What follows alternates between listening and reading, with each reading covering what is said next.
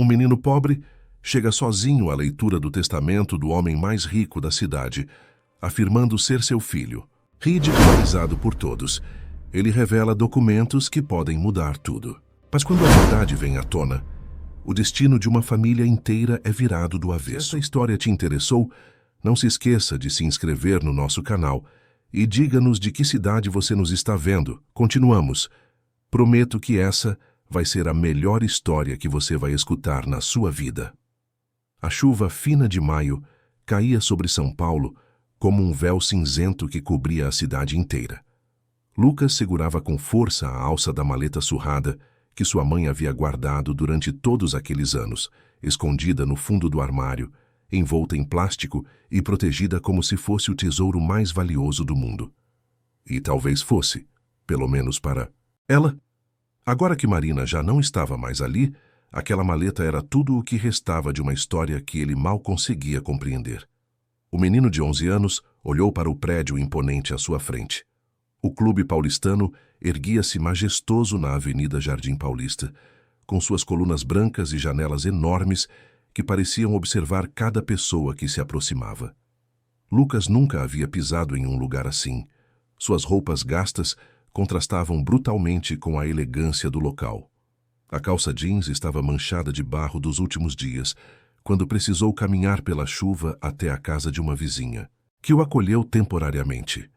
A camiseta azul, antes clara, agora tinha tons acinzentados de tantas lavagens. Os tênis brancos estavam sujos e rasgados na lateral direita. Ele respirou fundo, sentindo o ar úmido encher seus pulmões, e deu o primeiro passo em direção à entrada. Imediatamente, 2 seguranças se posicionaram à sua frente, bloqueando o caminho. Eram homens altos, vestidos com ternos pretos impecáveis, com fones de ouvido discretos e posturas militares. "Desculpe, garoto, este clube é privado.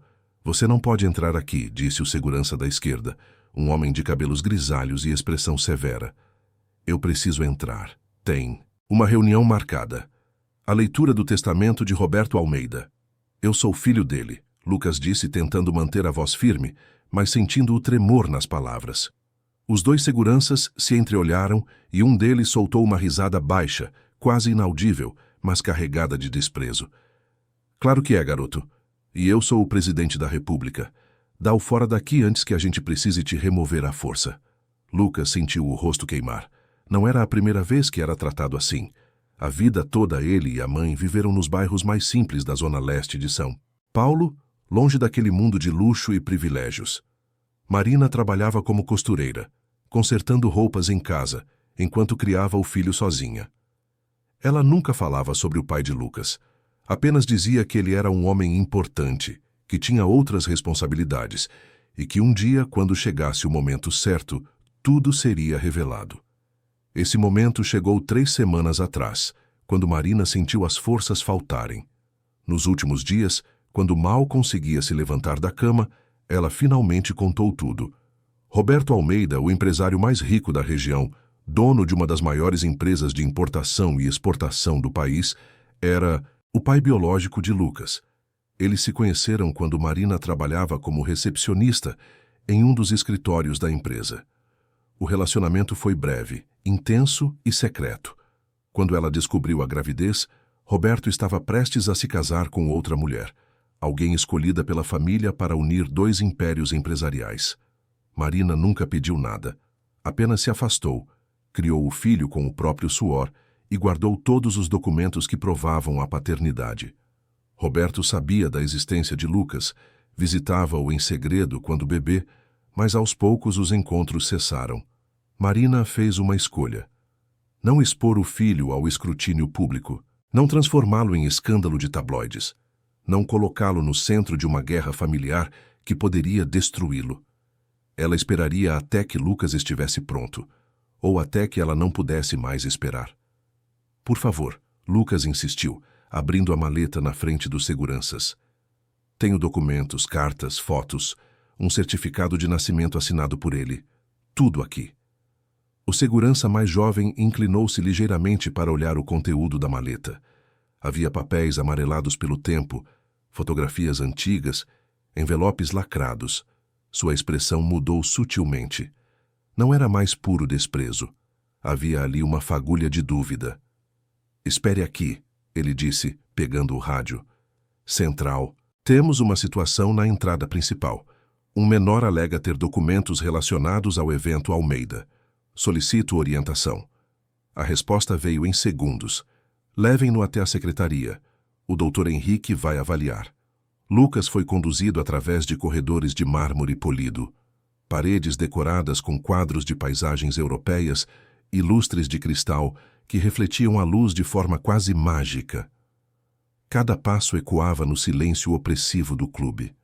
Algumas pessoas passavam por ele e olhavam com uma mistura de curiosidade e reprovação, como se a mera presença daquele menino sujo fosse uma afronta aos padrões do lugar. Na secretaria, uma mulher de meia idade, com cabelos presos em um coque perfeito e óculos de armação dourada, levantou os olhos do computador e arregalou-os ao ver Lucas.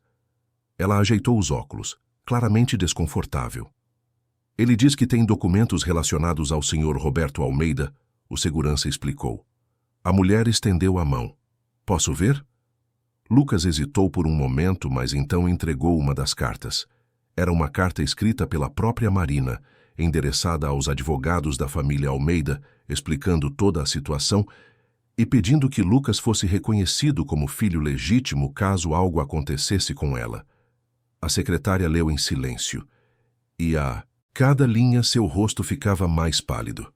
Eu preciso consultar o Dr. Henrique imediatamente, ela disse, levantando-se apressadamente e desaparecendo por uma porta ao fundo. Lucas ficou ali, de pé, segurando a maleta contra o peito. O tempo parecia ter parado. Ele pensava na mãe, na forma como ela segurou sua mão nos últimos momentos, dizendo que ele era forte, que tinha o sangue de um grande homem e que agora precisaria provar isso ao mundo. Marina não queria que o filho crescesse com raiva ou ressentimento. Queria que ele compreendesse que a vida é feita de escolhas difíceis e que amor nem sempre é vivido da forma como gostaríamos. A porta se abriu e a secretária retornou acompanhada de um homem alto, de cabelos brancos, terno azul marinho perfeitamente alinhado e uma expressão grave. Ele segurava a carta nas mãos e olhava para Lucas com uma intensidade penetrante. — Você é Lucas? Ele perguntou, a voz calma, mas firme. — Sim, senhor. Sou o Dr. Henrique Moreira, advogado responsável pela leitura do testamento do Sr. Roberto Almeida. Preciso ver todos os documentos que você trouxe. Lucas abriu a maleta completamente sobre a mesa. O advogado examinou cada papel com atenção meticulosa. Havia fotos de Marina grávida ao lado de Roberto, tiradas em locais discretos. Havia cartas escritas por Roberto para Marina, nunca enviadas, todas datadas e guardadas. E havia, no fundo da maleta, um documento oficial, um certificado de nascimento, onde Roberto Almeida reconhecia legalmente Lucas como seu filho, assinado em cartório 12 anos atrás, logo após o nascimento do menino. O Dr. Henrique fechou os olhos por um momento, como se processasse uma informação que mudava tudo. Quando os abriu novamente, havia uma mistura de surpresa e algo que parecia ser tristeza. — Lucas, você tem noção do que está prestes a acontecer? Eu sei que meu pai preparou um testamento. Minha mãe me contou. Ele sabia que eu existia. E ele deixou algo para mim. Ele deixou muito mais do que algo, o advogado disse, respirando fundo. Venha comigo, mas preciso avisá-lo. O que você vai enfrentar lá dentro não será fácil. Lucas foi conduzido até o salão principal do clube, um espaço enorme com pé direito altíssimo, janelas imensas que davam para um jardim interno impecavelmente cuidado e uma mesa comprida de madeira nobre ao centro, cercada por cadeiras estofadas em couro. Havia cerca de 20 pessoas ali, empresários de terno, mulheres elegantes com joias discretas mas caras, alguns jovens que pareciam estar ali por obrigação, e, na cabeceira da mesa, um homem de aproximadamente 45 anos, com cabelos escuros penteados para trás, olhos azuis frios e uma expressão de superioridade que parecia esculpida no rosto. Eduardo Almeida, o irmão de Roberto. Todos os olhares se voltaram para Lucas quando ele entrou. O silêncio foi imediato e pesado. Eduardo inclinou-se ligeiramente na cadeira, observando o menino da cabeça aos pés, e então soltou uma risada curta e desagradável. Henrique, o que significa isso? Você trouxe um pedinte. Para a leitura do testamento do meu irmão? Este não é um pedinte, Eduardo. Este é Lucas, e ele tem documentos que comprovam ser filho de Roberto. A sala explodiu em murmúrios. Pessoas se entreolhavam, algumas boquiabertas, outras claramente irritadas. Eduardo levantou-se bruscamente, fazendo a cadeira arranhar o chão de mármore. Isso é um absurdo. Meu irmão não tinha filhos. Esse moleque é claramente um oportunista que apareceu agora, depois que Roberto se foi, para tentar arrancar dinheiro da família. Os documentos são legítimos, Eduardo. Certificado de nascimento reconhecido em cartório, cartas, fotografias. Tudo autenticado. Roberto reconheceu este menino como filho há 12 anos. Eduardo ficou vermelho. Seus punhos se cerraram e ele respirava com dificuldade, como se estivesse à beira de explodir. Então, por que nunca soubemos disso? Por que ele escondeu isso de todos nós? Porque ele respeitou o desejo da mãe do menino. Marina pediu discrição. Ela não queria expor o filho. E Roberto concordou, mas tomou providências legais, inclusive preparando um testamento secundário. Um testamento secundário. Eduardo praticamente cuspiu as palavras. Do que você está falando? O doutor Henrique caminhou até a mesa e abriu uma pasta de couro preta. Retirou 2 envelopes lacrados. O testamento, principal de Roberto Almeida, lido há uma semana para a família, dividia seus bens entre você, Eduardo, e algumas instituições de caridade. No entanto, havia uma cláusula específica. Caso um herdeiro legítimo se apresentasse com documentação comprobatória até o 1º aniversário da partida de Roberto, um segundo testamento deveria ser aberto. Ele rasgou o lacre do segundo envelope com um abridor de cartas prateado. O papel era grosso, oficial, e tinha o selo do cartório estampado no topo. O advogado leu em voz alta, pausadamente, enquanto cada palavra ecoava pelo salão como um trovão. Eu, Roberto Almeida, em pleno uso de minhas faculdades mentais, declaro que reconheço Lucas Almeida como meu filho legítimo.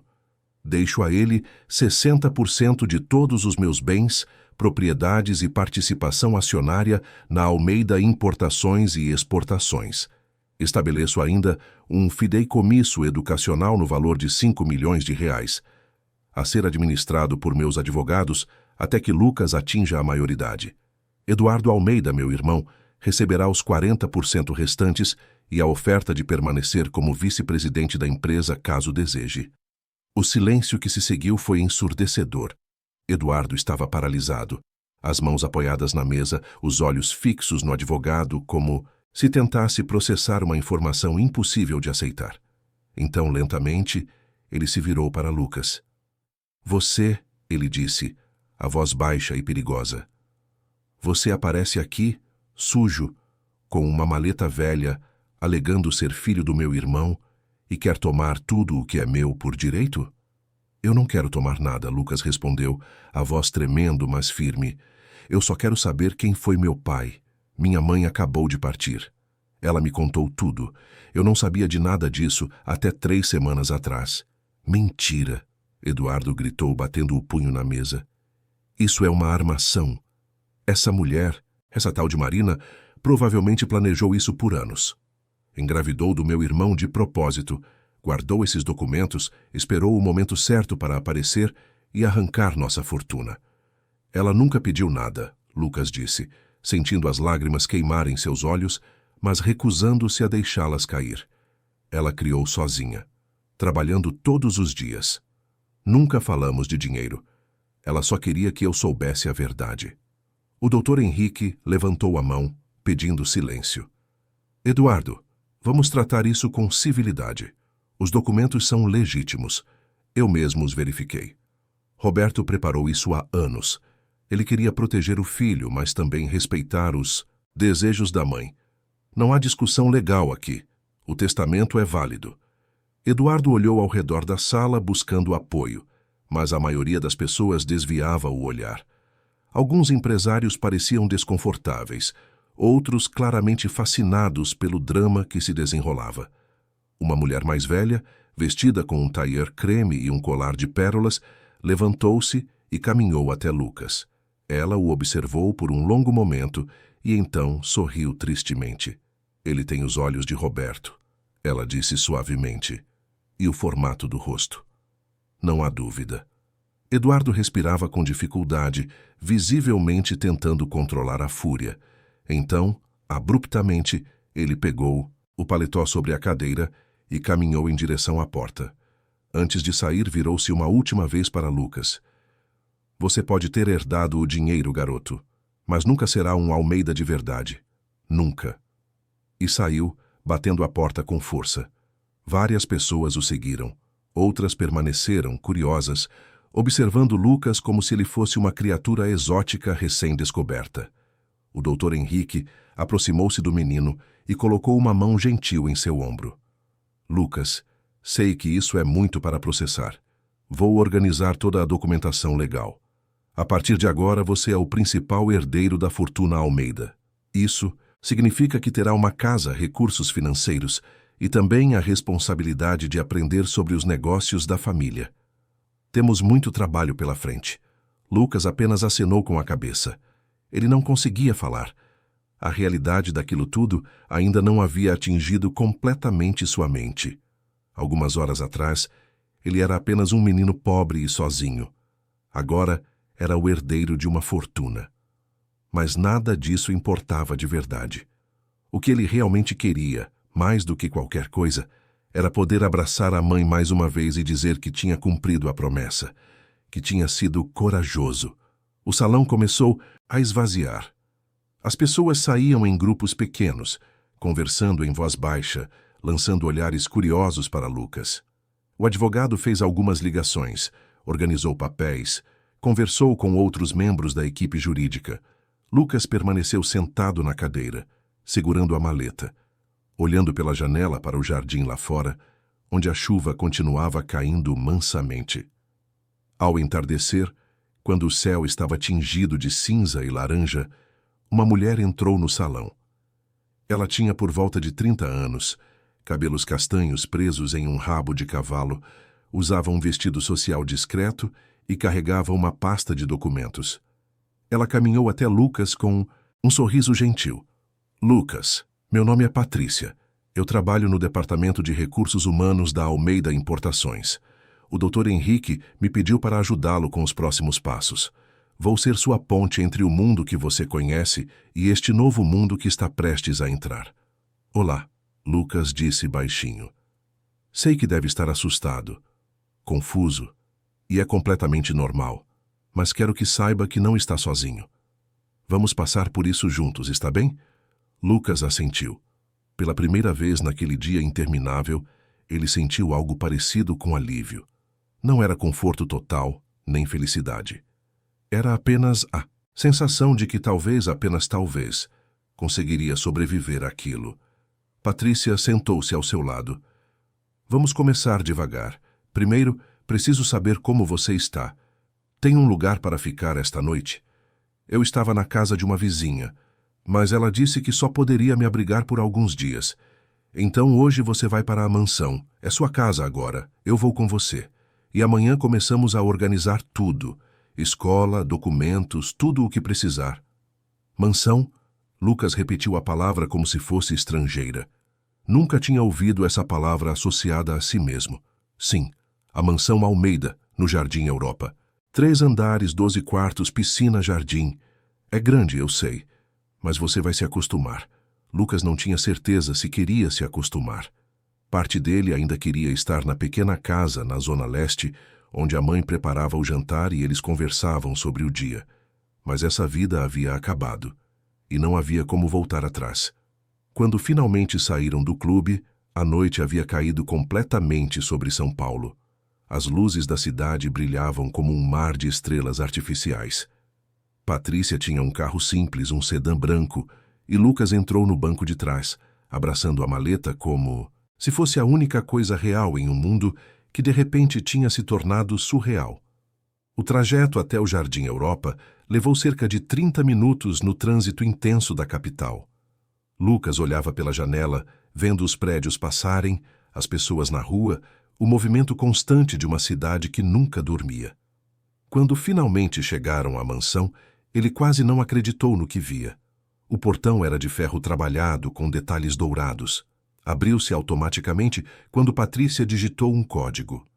Eles entraram por uma alameda de pedras portuguesas, ladeada por jardins perfeitamente cuidados, iluminados por luzes suaves que criavam um efeito quase mágico. A mansão era imensa, com arquitetura clássica, paredes brancas, janelas enormes e uma escadaria de mármore que levava à entrada principal. Quando saíram do carro, a porta da casa se abriu e uma mulher mais velha apareceu. Ela tinha cabelos grisalhos presos em um coque, vestia um uniforme simples mas impecável e tinha no rosto uma expressão de surpresa que rapidamente se transformou em emoção pura. "Meu Deus", ela murmurou, levando as mãos à boca. "É ele. É o menino." Lucas olhou para ela confuso. A mulher desceu os degraus rapidamente e parou a poucos passos. Dele, os olhos cheios de lágrimas. "Você não se lembra de mim, claro. Você era apenas um bebê. Mas eu me lembro de você. Eu me lembro da sua mãe trazendo você aqui uma vez, escondido, para que o Sr. Roberto pudesse vê-lo. Foi a única vez. Você tinha poucos meses. Ela chorava tanto naquele dia." A mulher estendeu a mão trêmula e tocou gentilmente o rosto de Lucas. "Você tem os olhos dele. Exatamente os mesmos olhos." Lucas não sabia o que dizer. Sentia o coração apertar no peito. Essa mulher, essa estranha, conhecia uma parte da história, uma dele que ele mesmo desconhecia. "Sou Dona Carmen", ela disse, recuperando a compostura e limpando as lágrimas com as costas da mão. "Sou a governanta desta casa há mais de 20 anos. Cuidei do Sr. Roberto desde que ele era jovem. E agora vou cuidar de você." "Obrigado", Lucas conseguiu dizer, a voz quase sumindo. "Venha, deixe-me mostrar sua casa." E assim, naquela noite chuvosa de maio, Lucas entrou na mansão que agora era sua. Cada cômodo era maior que a casa inteira onde crescera.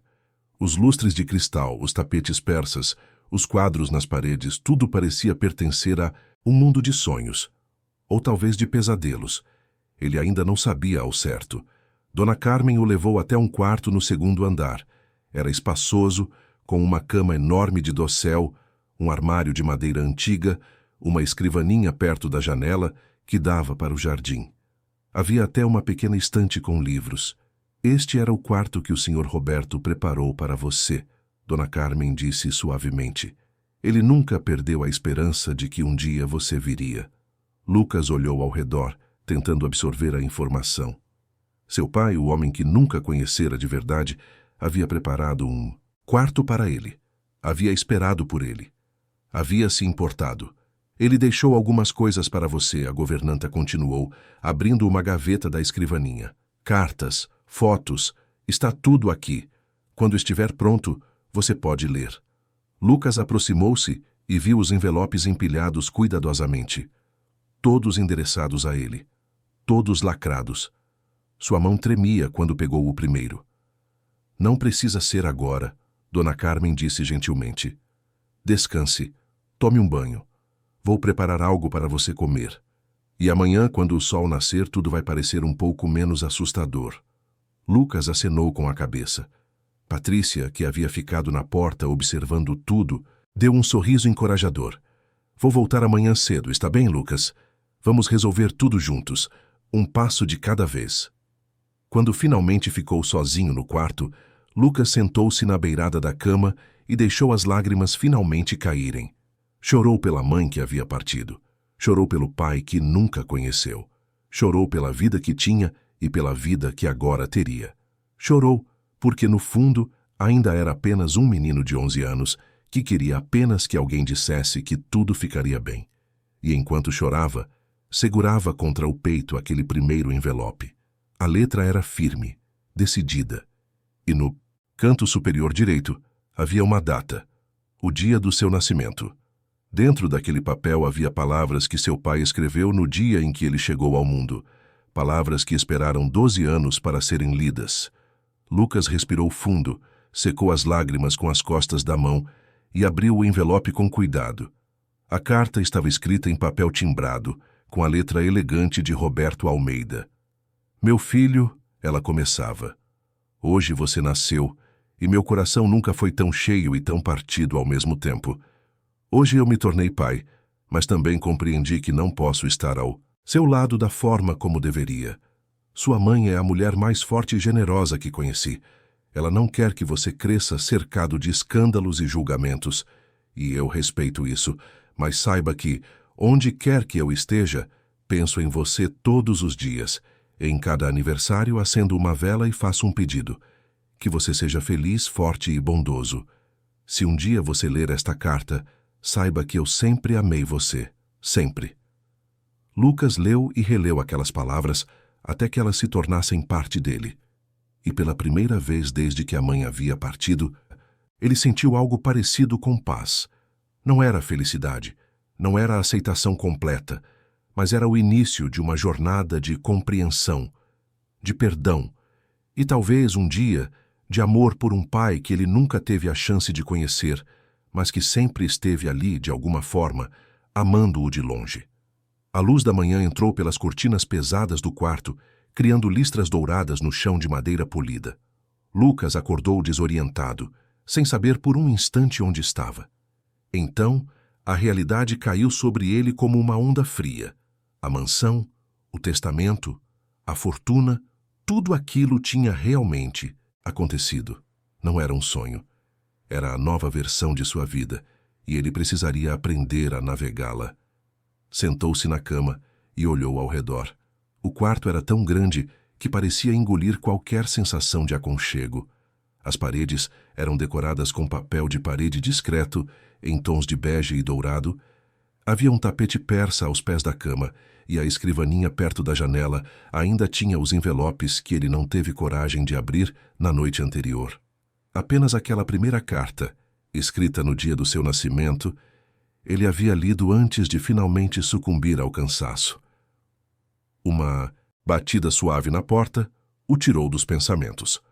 Dona Carmen entrou com uma bandeja, trazendo uma xícara de chocolate quente fumegante, pães frescos, frutas picadas e suco de laranja natural. Bom dia, Lucas. Achei que você gostaria de tomar café no quarto hoje. Sei que tudo isso é muito novo, ela disse com um sorriso maternal, colocando a bandeja na mesinha lateral. Bom dia, Dona Carmen. Obrigado. A governanta sentou-se na poltrona ao lado da cama, observando o menino com aquele olhar que misturava afeto e tristeza. Lucas comeu devagar, sentindo o gosto real da comida, diferente de qualquer coisa que estava acostumado. Não era apenas melhor, era diferente. Tinha o sabor de um mundo ao qual ele não pertencia. Posso te contar sobre seu pai? Dona Carmen perguntou suavemente. Sei que você tem perguntas, e talvez eu possa ajudar a responder algumas delas. Lucas assentiu, colocando o pão de lado. Por favor. Roberto Almeida era um homem complexo. Tinha um coração generoso, mas vivia preso às expectativas da família.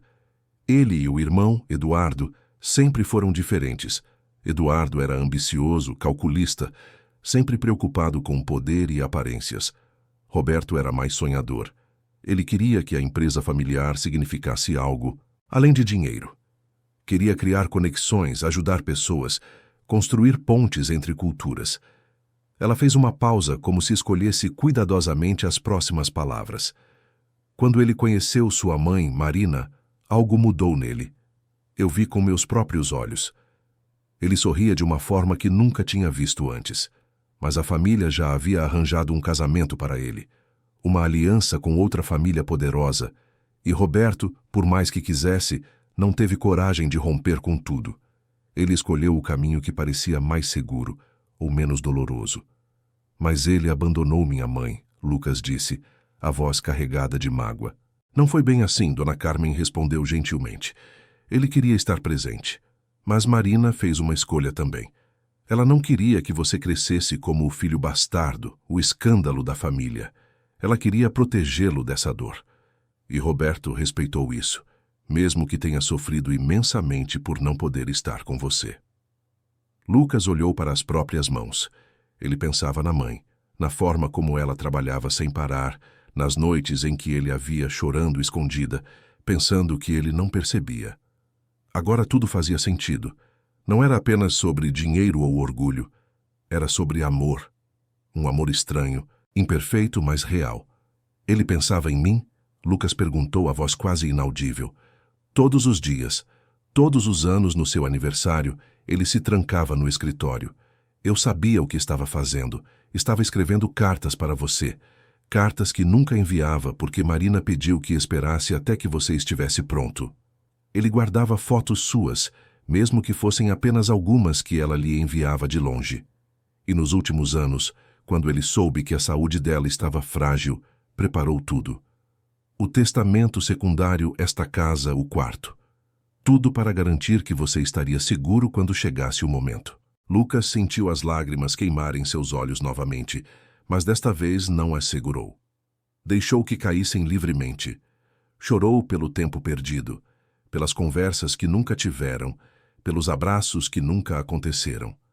Mas também chorou de gratidão, porque agora sabia que não havia sido esquecido, que tinha sido amado, mesmo de longe. Dona Carmen levantou-se e abraçou o menino, deixando que ele se apoiasse nela. Você não está sozinho, Lucas. Eu estou aqui. Patrícia está aqui. E acredite ou não, acho que até Eduardo, no fundo, pode vir a compreender tudo isso. Mas isso vai levar tempo. As semanas seguintes foram um turbilhão de adaptação. Patrícia cumpriu a promessa e voltou todos os dias ajudando Lucas a organizar documentos, matrícula em uma nova escola particular no bairro, visitas ao banco para compreender o fideicomisso que havia sido estabelecido em seu nome. O advogado Dr. Henrique também esteve presente, explicando pacientemente os aspectos legais da herança, as responsabilidades que viriam com ela e o processo que ainda precisariam passar para formalizar tudo completamente. Lucas passou horas no escritório de Roberto, um cômodo no terceiro andar da mansão que tinha permanecido trancado desde a partida do empresário. Dona Carmen lhe deu a chave com reverência, e quando ele abriu a porta pela primeira vez, foi como entrar em uma cápsula do tempo. O escritório era elegante, mas acolhedor. Havia uma grande mesa de mogno, estantes cheias de livros sobre negócios, história e filosofia, e nas paredes, fotografias emolduradas de lugares ao redor do mundo. Tóquio, Paris, Nova York, Buenos Aires. Roberto havia viajado muito, construindo a rede de importação e exportação que agora era a maior do país. Mas o que realmente chamou a atenção de Lucas foi uma prateleira específica, escondida atrás de uma cortina discreta. Quando a abriu, encontrou álbuns de fotos. E não eram fotos da família Almeida tradicional, eram fotos dele. Lucas bebê, Lucas criança, Lucas aos 6 anos no parquinho da escola. Todas tiradas de longe, todas guardadas com cuidado. Roberto o observava crescer, mesmo sem poder estar presente. Havia também uma caixa de madeira com entalhes delicados. Dentro, mais cartas. Lucas as leu uma por uma, ao longo de várias noites. Cada carta era uma janela para o coração de um homem que lutava entre o dever e o amor. Algumas eram desesperadas, cheias de arrependimento. Outras eram esperançosas, sonhando com o dia em que poderiam finalmente se conhecer. E todas terminavam da mesma forma. Eu te amo, meu filho. Uma carta em particular marcou Lucas profundamente. Foi escrita quando ele tinha 7 anos. Lucas, hoje você completou 7 anos. Sua mãe me enviou uma foto sua, soprando as velas do bolo. Você sorria de uma forma tão pura, tão feliz. E eu chorei. Chorei porque não estava lá para ver aquele sorriso pessoalmente. Chorei porque cometi tantos erros. Mas também chorei de alívio, porque apesar de tudo você está bem. Você tem a Marina, que é infinitamente melhor mãe do que eu jamais seria pai. Ela te dá tudo o que eu não posso. Presença, carinho constante, segurança. Eu te dou apenas dinheiro escondido, que ela orgulhosamente raramente usa, e estas cartas que você talvez nunca leia. Mas se um dia você as ler, quero que saiba. Meu maior arrependimento não foi perder fortuna ou negócios. Foi perder cada dia ao seu lado, cada aniversário, cada conquista. E isso é algo que nenhum dinheiro pode comprar de volta. Lucas dobrou a carta cuidadosamente e a guardou junto às outras. Ele começava a entender que a vida não era feita de vilões e heróis. Era feita de pessoas imperfeitas tentando fazer o melhor que podiam com as cartas que a vida lhes dava. Roberto não foi um pai presente, mas foi um pai que amou, e talvez isso tivesse que ser suficiente. Um mês após a leitura do testamento, em uma tarde chuvosa de junho, o interfone da mansão tocou. Dona Carmen atendeu e ficou alguns segundos em silêncio antes de falar com Lucas, que estava na sala estudando matemática com um professor particular que Patrícia havia contratado. Lucas, é o Sr. Eduardo. Ele está no portão, diz que precisa falar com você. O coração de Lucas bateu mais rápido. Desde aquele dia no clube, não tinha tido mais notícias do tio. Eduardo havia sumido, provavelmente consumido pela raiva e pelo sentimento de traição. Mas agora estava ali, pedindo para entrar. Deixe ele entrar, Lucas disse, fechando o livro de matemática. Alguns minutos depois, Eduardo entrou na sala. Ele parecia diferente. Ainda trajava um terno impecável, mas havia algo quebrado em sua postura. Os olhos estavam cansados, havia olheiras profundas, e quando falou, sua voz não tinha mais aquela arrogância. Lucas, ele começou, e então pareceu não saber como continuar. Ficou ali, de pé, as mãos nos bolsos olhando para o chão. Eu vim buscar algumas coisas, roupas, documentos, coisas que ainda estão aqui. Vou me mudar definitivamente. Você não precisa ir embora, Lucas disse, surpreendendo a si mesmo com a calma na voz. Eduardo levantou os olhos, confuso. Como assim? Essa casa é grande demais para mim. E você é família. Mesmo que tenhamos começado de forma errada, você é o irmão do meu pai. É a única ligação que tenho com ele agora. Você não me deve nada, garoto. Eu fui horrível com você. Disse coisas terríveis. Me comportei como um idiota ganancioso. Sei, Lucas respondeu honestamente. Mas minha mãe me ensinou que perdão não é sobre a pessoa merecer. É sobre não carregar raiva no coração. Eu não te perdoo completamente ainda. Não sei se vou perdoar, mas te ofereço uma chance. Fique. Vamos tentar construir algo, nem que seja apenas respeito mútuo. Eduardo ficou em silêncio por um longo momento. Então, lentamente, sentou-se no sofá, como se suas pernas não conseguissem mais sustentá-lo. Passou as mãos pelo rosto e, para surpresa de Lucas, suas mãos tremiam.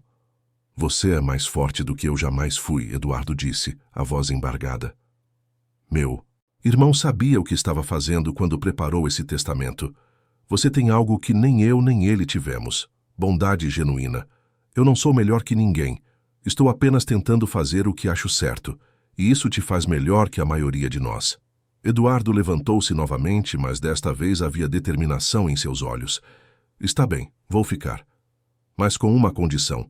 Deixe-me ajudá-lo. A empresa está vulnerável agora. Há pessoas de fora esperando o momento certo para atacar. Você precisa de alguém que conheça esse mundo. E por mais que doa admitir, eu conheço. Lucas estendeu a mão. Então vamos trabalhar juntos. Eduardo olhou para aquela mão pequena, ainda de criança, mas firme e decidida.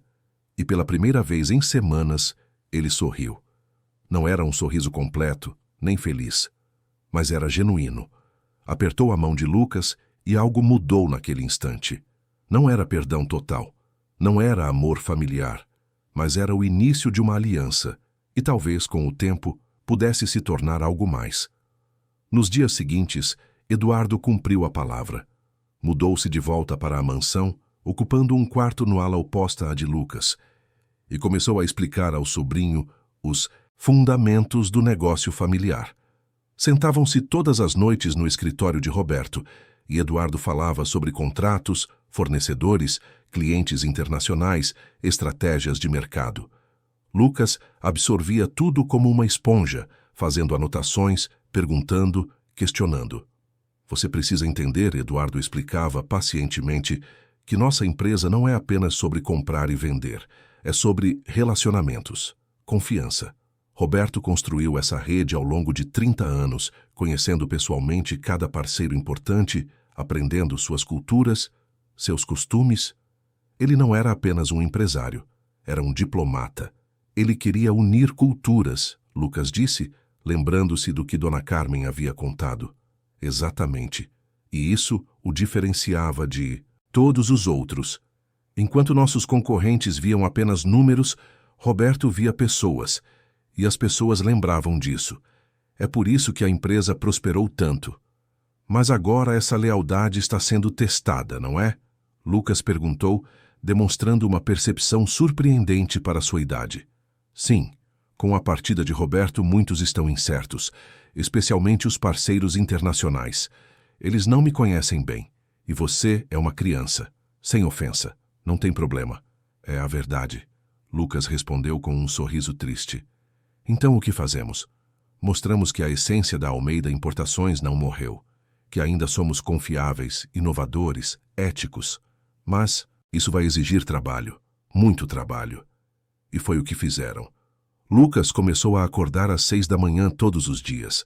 Estudava com os professores particulares pela manhã, aprendia sobre os negócios com Eduardo à tarde e à noite, antes de dormir, lia as cartas do pai buscando compreender não apenas o homem, mas também o líder empresarial que ele havia sido.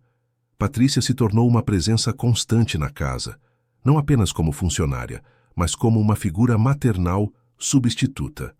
Ela ajudava Lucas com os deveres de casa, conversava com ele sobre suas inseguranças e, nos finais de semana, o levava para passear pela cidade, tentando fazer com que ele continuasse sendo, de certa forma, uma criança. Você precisa viver também, não apenas sobreviver, ela dizia. Você tem 11 anos, Lucas. Deveria estar brincando, fazendo amigos, não mergulhado em planilhas e relatórios. Eu sei, Lucas respondia, mas agora não posso me dar ao luxo de ser apenas uma criança. Muita gente depende dessa empresa. Funcionários, famílias. Eu não posso deixá-los na mão. Patrícia o abraçava, com um misto de orgulho e tristeza. Seu pai ficaria muito orgulhoso de você, mas também gostaria que você fosse feliz. Felicidade era uma palavra estranha para Lucas naqueles dias. Ele não se sentia infeliz exatamente, mas também não se sentia completo. Havia um vazio que nenhuma fortuna ou mansão poderia preencher. Era o vazio da perda, da mãe que já não estava, do pai que nunca conheceu. Em uma noite particularmente difícil, cerca de 6 semanas após a leitura do testamento, Lucas estava no escritório, olhando pela janela para o jardim iluminado. As lágrimas escorriam silenciosamente por seu rosto. Ele não havia percebido que Eduardo havia entrado, até que o tio colocou uma mão em seu ombro. — O que foi? Eduardo perguntou, com uma suavidade que Lucas nunca tinha ouvido antes. — Eu sinto falta dela. Sinto falta da minha mãe.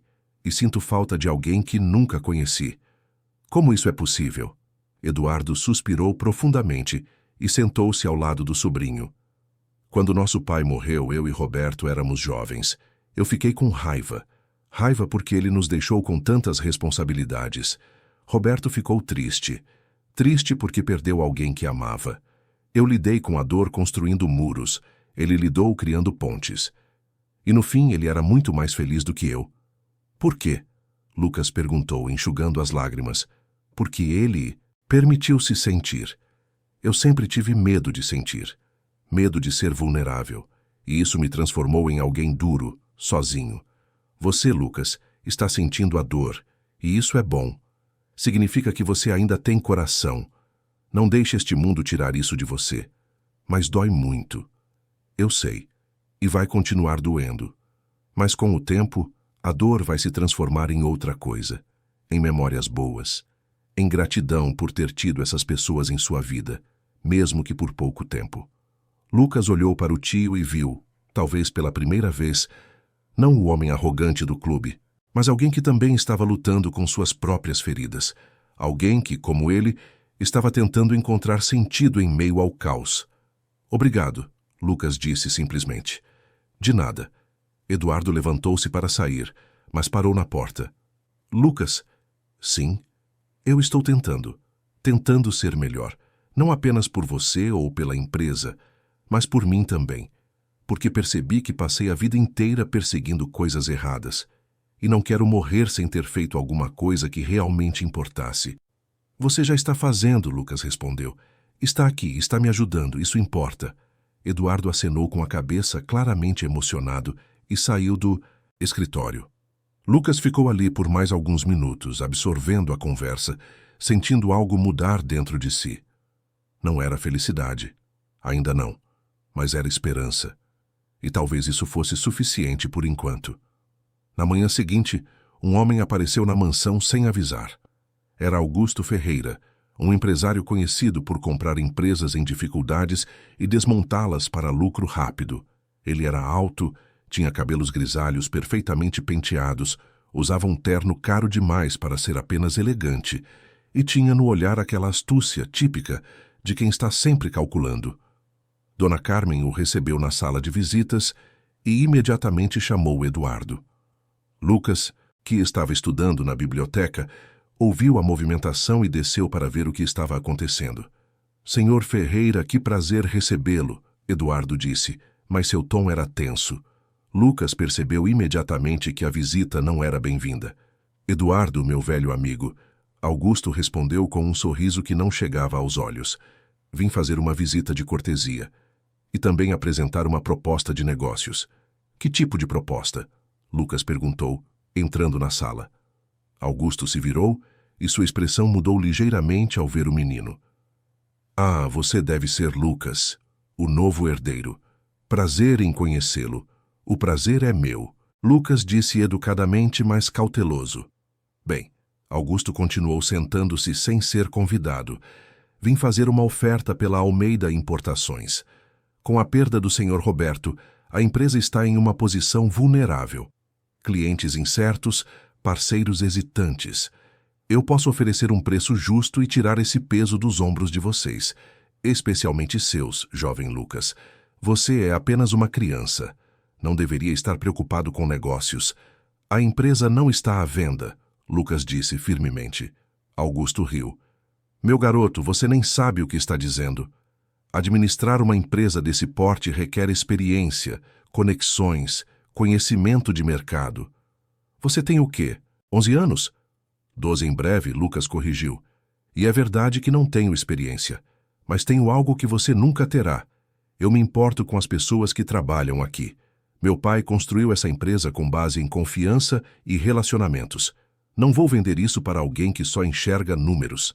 Augusto olhou para Eduardo, como se esperasse que ele falasse alguma coisa. Mas Eduardo permaneceu em silêncio, os braços cruzados, observando. Eduardo, você é um homem de negócios. Fale alguma coisa sensata para esse garoto, Augusto insistiu. Ele já disse tudo o que precisava ser dito, Eduardo respondeu calmamente. A empresa não está à venda. Augusto ficou vermelho. Vocês estão cometendo um erro. Em 6 meses essa empresa vai estar no chão. E quando isso acontecer, não me procurem. Ele levantou-se abruptamente e saiu, batendo a porta atrás de si. Lucas e Eduardo ficaram em silêncio por um momento. Então Eduardo soltou uma risada baixa. Você tem coragem, garoto. Vou te dar isso. Ele volta? Lucas perguntou. Com certeza. E vai trazer outros com ele. Mas não se preocupe, vamos estar prontos. E assim, sem saber, Lucas havia acabado de fazer um inimigo poderoso. Mas também havia demonstrado algo fundamental. Ele não era apenas um herdeiro passivo. Era alguém disposto a lutar pelo legado que seu pai havia deixado.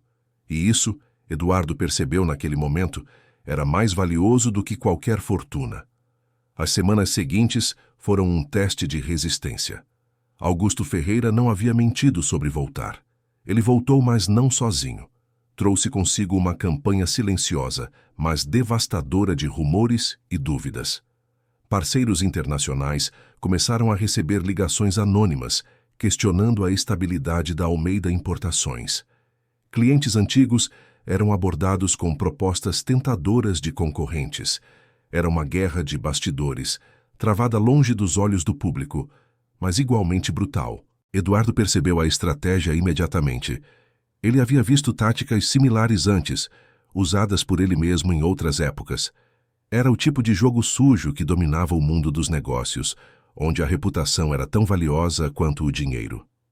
Lucas, precisamos conversar. Eduardo disse uma manhã entrando no escritório onde o menino estudava relatórios financeiros com Patrícia. A situação está ficando crítica. Perdemos 3 contratos importantes esta semana, contratos que tínhamos há anos. Por quê? Lucas perguntou, largando os papéis e focando completamente no tio. Porque nossos parceiros estão com medo. Medo de que, sem Roberto, a empresa não consiga manter os mesmos padrões de qualidade e confiabilidade. E Ferreira está alimentando esse medo, oferecendo condições melhores, prometendo estabilidade. Ele está construindo a narrativa de que somos uma empresa em declínio. Mas não somos, Lucas protestou. Nossos números estão estáveis. Nossa qualidade continua a mesma, eu sei disso. Você sabe disso. Mas percepção é tudo nos negócios. Se as pessoas acreditam que estamos afundando, elas vão pular do barco antes que seja tarde demais. Então, o que fazemos? Lucas perguntou, sentindo o peso da responsabilidade apertar seu peito. Eduardo respirou fundo antes de responder. Temos um grande contrato em jogo. É com um grupo japonês, liderado pelo Sr. Tanaka Hiroshi. Eles importam eletrônicos e componentes tecnológicos da Ásia para toda a América do Sul através da nossa empresa. Esse contrato sozinho representa 20% da nossa receita anual. Se perdermos ele, vamos precisar demitir funcionários. E se demitirmos funcionários, a narrativa de Ferreira se confirma. Quando é a reunião com eles? Lucas perguntou. Daqui a 2 semanas, em São Paulo. Mas aqui está o problema. Eles não querem negociar comigo. Eles querem conhecer você, o novo dono. Querem saber se a filosofia de Roberto Almeida continua viva na empresa. Lucas sentiu o estômago revirar. Ele, uma criança de 11 anos em uma reunião de negócios internacionais, parecia absurdo, parecia impossível.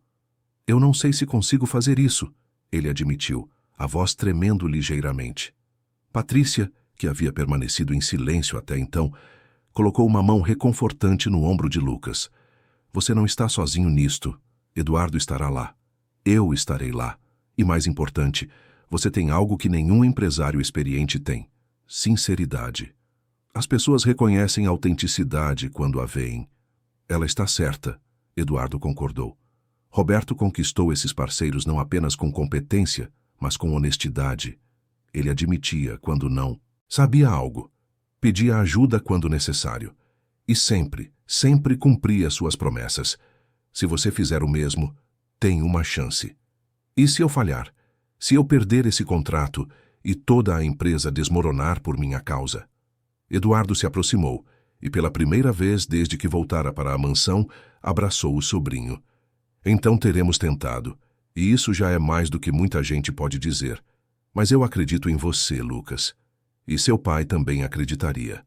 Lucas fechou os olhos e tentou encontrar coragem em algum lugar dentro de si. Pensou na mãe, em como ela nunca desistia, mesmo quando a vida ficava difícil. Pensou no pai, em todas aquelas cartas cheias de esperança e amor. E pensou em todas as pessoas que dependiam daquela empresa para sustentar suas famílias. Está bem, ele disse finalmente. Vou fazer isso, mas você precisa me ensinar tudo. Tudo o que eu preciso saber. E assim começou a preparação mais intensa da vida de Lucas. Eduardo cancelou os professores particulares por 2 semanas e transformou a mansão em uma escola de negócios intensiva. Eles estudavam desde as 6 da manhã até tarde da noite. Eduardo ensinava sobre cultura japonesa, sobre a importância do respeito da hierarquia, dos gestos sutis que podem fazer toda a diferença em uma negociação. Quando você cumprimentar o Sr. Tanaka, curve-se. Não muito, isso seria exagerado vindo de uma criança, mas o suficiente para demonstrar respeito. Mantenha contato visual, mas não de forma desafiadora. Escute mais do que fala. E nunca, nunca interrompa. Lucas absorvia cada lição, fazendo anotações, praticando.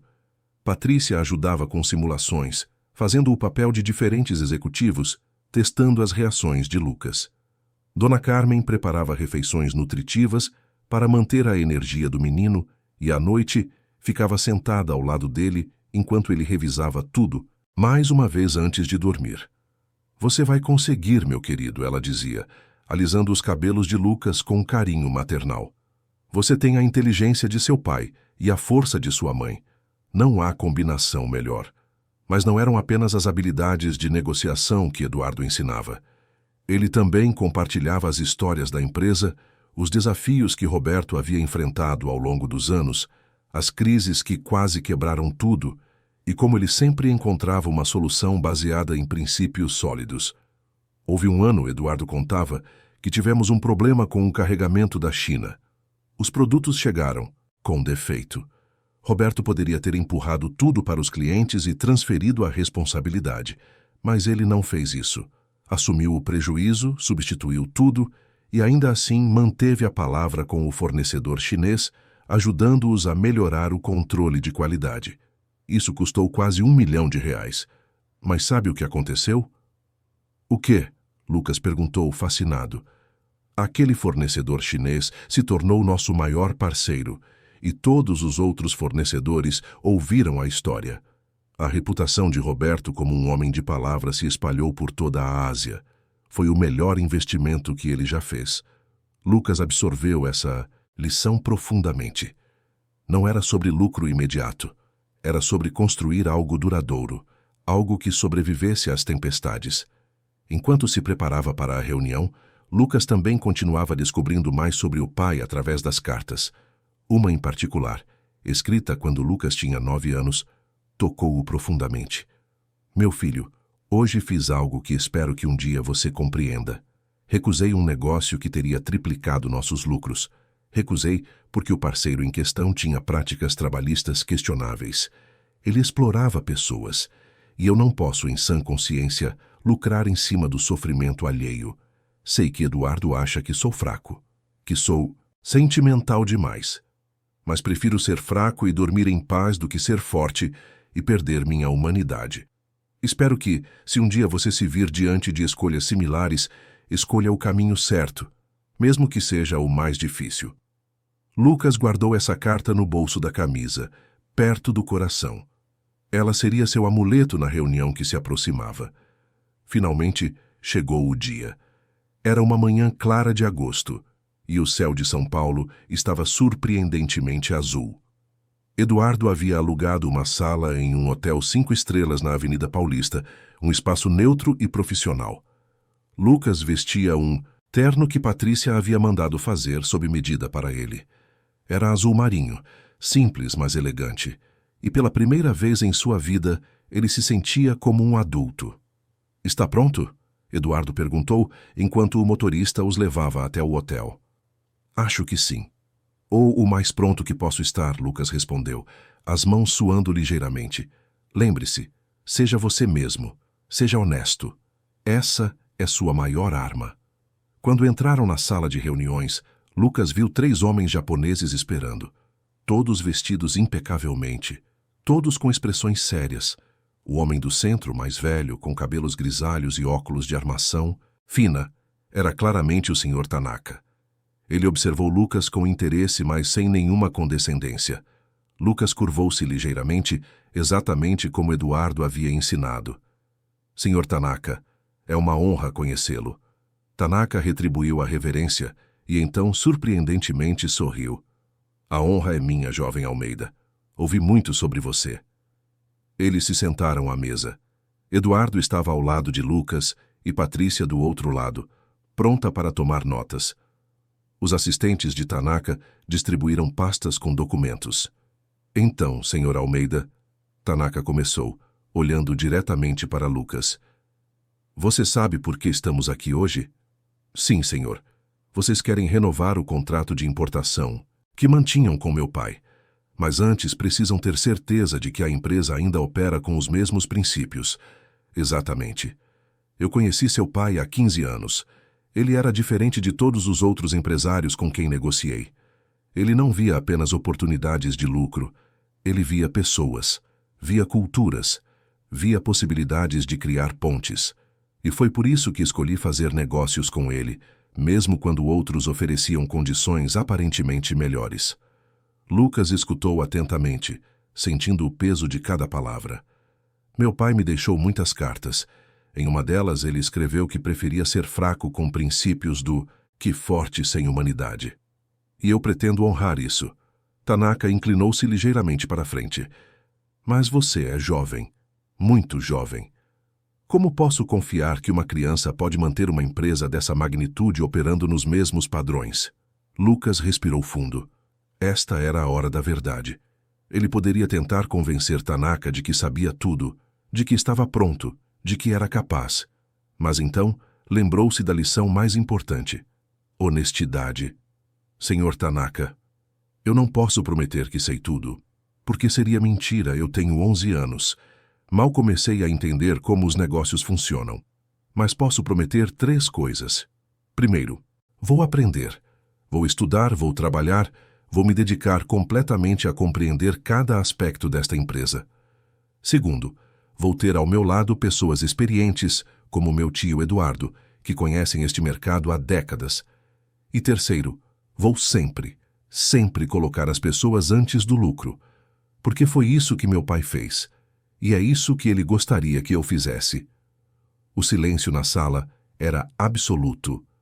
Tanaka olhou para seus assistentes, trocou algumas palavras em japonês, e então voltou a olhar para Lucas. Desta vez havia algo diferente em seus olhos. Não era mais apenas interesse profissional, era respeito. Seu pai ficaria orgulhoso de você, jovem Almeida. Muito orgulhoso. Mas ainda temos preocupações práticas, um dos assistentes disse, folheando os documentos.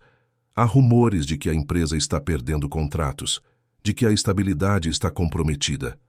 Isso é verdade, Lucas admitiu, novamente escolhendo a honestidade. Perdemos 3 contratos este mês. Mas não porque nossa qualidade caiu. Perdemos porque as pessoas têm medo. Medo de mudança. E há pessoas explorando esse medo para seu próprio benefício.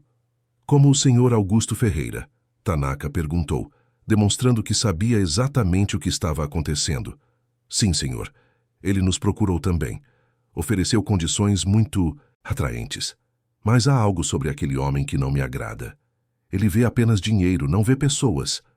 Lucas sentiu uma fagulha de esperança acender no peito. É exatamente isso. Meu pai construiu esta empresa sobre relacionamentos, sobre confiança. E isso não muda porque ele não está mais aqui. A essência continua. Tanaka ficou em silêncio por um longo momento, folheando os documentos. Então fechou a pasta e olhou diretamente para Lucas. Vou fazer algo incomum. Vou renovar o contrato, mas com uma condição. Qual? Lucas perguntou, o coração batendo acelerado. Você vai me enviar relatórios mensais. Pessoalmente. Quero saber como está a empresa, quais são os desafios, como está lidando com eles. Quero ver seu crescimento. E se em qualquer momento eu perceber que os princípios de seu pai foram abandonados, vou cancelar o contrato imediatamente. Sem aviso prévio. Lucas não hesitou. Eu concordo. E prometo que vai ver que estou levando isso a sério. Então temos um acordo, Tanaka disse, estendendo a mão. Os assistentes abriram novos documentos e durante a próxima hora os detalhes foram ajustados. O contrato seria não apenas renovado, mas expandido. Tanaka estava tão impressionado com a honestidade de Lucas que decidiu aumentar o volume de importações em 15%. Quando finalmente saíram da reunião, já era final de tarde. Eduardo estava radiante. Lucas, você foi incrível, absolutamente incrível. Eu só fui honesto, Lucas disse, ainda processando o que havia acontecido. E foi exatamente isso que funcionou. Você fez algo que poucos empresários conseguem. Você foi autêntico. E as pessoas reconhecem isso. Patrícia abraçou Lucas com força. Estou tão orgulhosa de você. Seu pai estaria também. No carro, voltando para a mansão, Lucas olhou pela janela para a cidade que agora parecia um pouco menos assustadora. Ele havia enfrentado um dos maiores desafios de sua vida e tinha vencido. Não através de truques ou manipulação, mas através de honestidade e princípios. Era uma lição que carregaria para sempre. Quando chegaram em casa, Dona Carmen já havia preparado um jantar especial para comemorar. Ela tinha feito o prato favorito de Roberto, um risoto de fungo com vinho branco. E pela primeira vez desde a leitura do testamento, sentaram-se todos juntos à mesa como uma família estranha, mas real. Eduardo levantou seu copo de suco. Brinde ao novo líder da Almeida Importações e ao homem que ele vai se tornar. Todos bateram os copos, e Lucas sentiu algo quente se espalhar pelo peito. Não era exatamente felicidade, ainda não, mas era satisfação. Era a sensação de ter feito algo importante, de ter honrado a memória de pessoas que amavam. Mas a celebração durou pouco. Na manhã seguinte, quando Lucas desceu para o café, encontrou Eduardo na sala com uma expressão sombria, segurando um envelope. O que foi? Lucas perguntou, sentindo imediatamente que algo estava errado. Ferreira não desistiu. Ele está processando a empresa. Alega que o testamento secundário é fraudulento, que houve coerção, que Roberto não estava em plenas faculdades mentais quando o preparou. É tudo mentira, claro, mas é uma batalha legal que pode durar anos. Lucas sentiu o chão desaparecer sob seus pés. Ele pode fazer isso? Ele pode tentar. E mesmo que perca no final, o processo em si vai custar dinheiro, tempo e reputação. É exatamente o que ele quer, nos enfraquecer. Então lutamos, Lucas disse com determinação. Temos os documentos, temos as provas e temos a verdade. Eduardo olhou para o sobrinho e viu naquele momento não mais uma criança, mas alguém que estava rapidamente se transformando em um jovem líder. Sim, lutamos. Os meses seguintes foram um turbilhão de reuniões com advogados, depoimentos, coleta de evidências.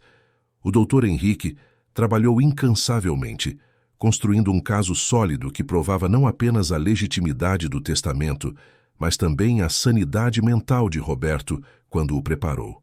Foram chamadas testemunhas, médicos que o atenderam, funcionários que trabalharam com ele até seus últimos dias, parceiros de negócios que atestaram sua lucidez.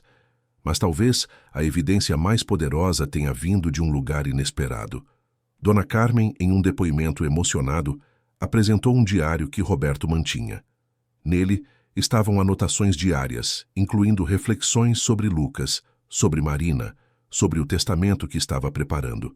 As entradas eram detalhadas, coerentes, e demonstravam claramente um homem no pleno controle de suas faculdades. Eu guardei este diário, Dona Carmen explicou no tribunal, porque sabia que um dia poderia ser necessário. O senhor Roberto me pediu para protegê-lo. E agora entendo por quê. O processo durou 4 meses. Meses em que Lucas teve que equilibrar os estudos, o aprendizado dos negócios e a pressão constante de um litígio público. Havia momentos em que ele queria desistir, momentos em que a dor era tão grande que mal conseguia respirar. Mas sempre que pensava em desistir, lembrava-se das cartas do pai, das palavras da mãe e encontrava força para continuar. Finalmente, em um dia frio de dezembro, o juiz deu o veredito. O testamento secundário era legítimo. Todas as alegações de Ferreira foram rejeitadas. E mais, Ferreira foi condenado a pagar uma multa por litigância de má-fé, por tentar deliberadamente prejudicar a empresa com alegações infundadas. Quando a notícia chegou, Lucas estava no escritório com Eduardo. Eles se abraçaram e, pela primeira vez, Eduardo chorou. Não eram lágrimas de tristeza, mas de alívio, de orgulho, de algo que ele pensava ter perdido há muito tempo. Esperança. Você conseguiu, Eduardo disse, a voz embargada. Contra tudo, contra todos. Você conseguiu. Nós conseguimos, Lucas corrigiu. Eu não teria feito isso sozinho. Naquela noite, a mansão estava cheia. Patrícia tinha ido comemorar, trazendo bolos e salgados. Dona Carmen preparou um banquete. Até alguns funcionários da empresa apareceram trazendo flores e abraços. Era uma celebração não apenas de uma vitória legal, mas de algo maior. A prova de que princípios ainda importavam, que honestidade ainda tinha valor, que uma criança de 11 anos com nada além de coragem e verdade poderia enfrentar homens poderosos e vencer. Enquanto todos celebravam, Lucas subiu sozinho até o escritório do pai.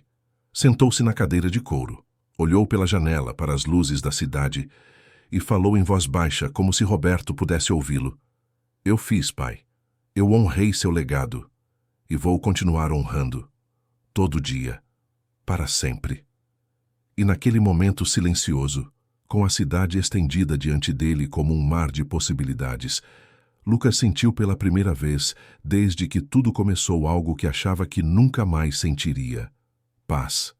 Não era uma paz completa, não era a ausência de dor, mas era a paz de saber que estava no caminho certo, que estava se tornando o homem que sua mãe sempre quis que ele fosse, o homem que seu pai sempre esperou que ele se tornasse.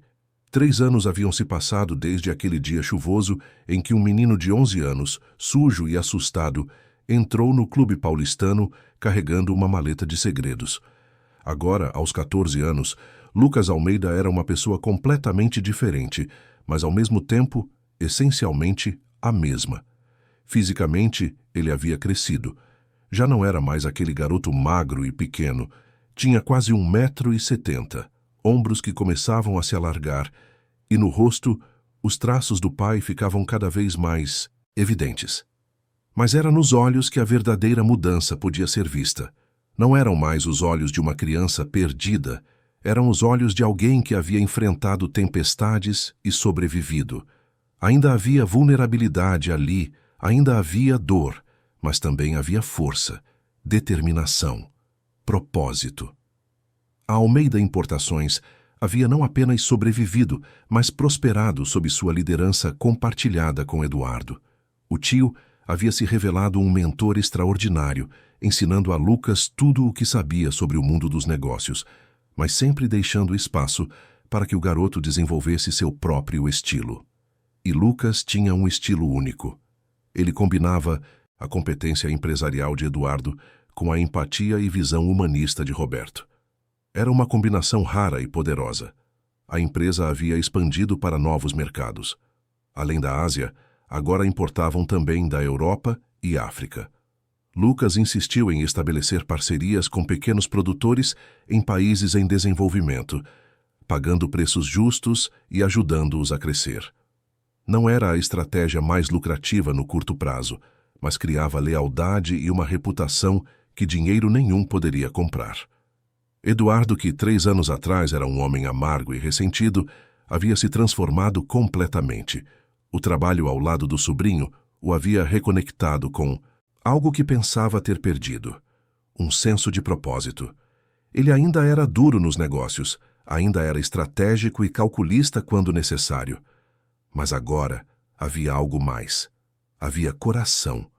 Havia preocupação genuína com as pessoas que dependiam da empresa.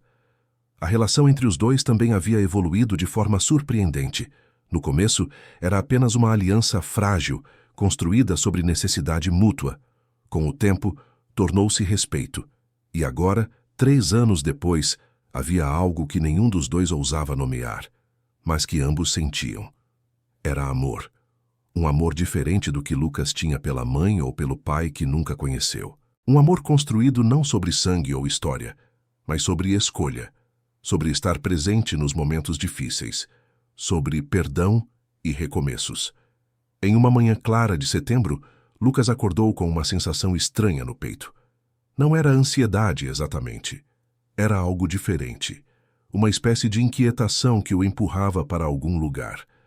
Ele desceu para tomar café e encontrou Dona Carmen na cozinha, como sempre, preparando panquecas e suco de laranja fresco.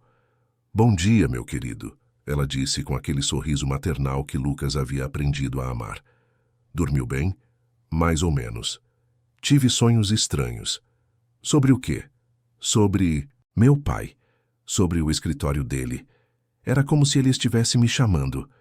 Dona Carmen parou o que estava fazendo e olhou para Lucas com uma expressão pensativa. "Você sabe, o escritório tem ficado trancado esses 3 anos. Você mal entrou lá desde que tudo se resolveu." "Eu sei. Acho que tinha medo. Medo de encontrar mais dor. Ou talvez medo de encontrar paz", ela sugeriu gentilmente. "Às vezes, evitamos o que mais precisamos porque temos medo do que isso pode mudar em nós." Lucas comeu em silêncio, pensando nas palavras da governanta. Ela tinha razão, como sempre. Ele havia Evitado aquele escritório, porque sabia que lá dentro havia mais verdades, mais memórias, mais conexões com um homem que ele estava aprendendo a conhecer através de cartas e histórias de outras pessoas. E talvez, apenas talvez, estivesse pronto agora para dar esse passo. Após o café, Lucas subiu até o 3º andar. O corredor que levava ao escritório parecia mais longo do que se lembrava. A porta estava fechada, como sempre, e a maçaneta de bronze brilhava com a luz do sol que entrava pela janela do corredor. Ele respirou fundo e abriu. O escritório estava exatamente como se lembrava. Dona Carmen limpava regularmente, então não havia poeira. Os livros estavam organizados nas estantes, os quadros nas paredes, a grande mesa de mogno no centro. Mas havia algo diferente. Ou talvez fosse Lucas que estava diferente. Agora, ao olhar aquele espaço, não sentia mais apenas tristeza. Sentia conexão, pertencimento. Caminhou até a mesa e sentou-se na cadeira de couro. Fechou os olhos e tentou imaginar o pai ali, trabalhando, tomando decisões, escrevendo cartas para um filho que mal conhecia, mas amava profundamente. Quando abriu os olhos novamente, seu olhar caiu sobre uma gaveta específica, aquela que ainda não havia explorado, completamente. Abriu-a com cuidado. Dentro havia mais documentos, algumas fotografias e uma caixa de madeira menor que ainda não tinha visto antes. Estava no fundo da gaveta, quase escondida. Lucas pegou-a e colocou sobre a mesa. Tinha entalhes delicados de pássaros e flores, e no centro, uma trava simples. Abriu a caixa e o que viu fez seu coração disparar. Eram cartas, dezenas delas, mas não eram cartas de Roberto para Lucas. Eram cartas trocadas entre Roberto e Marina ao longo dos anos.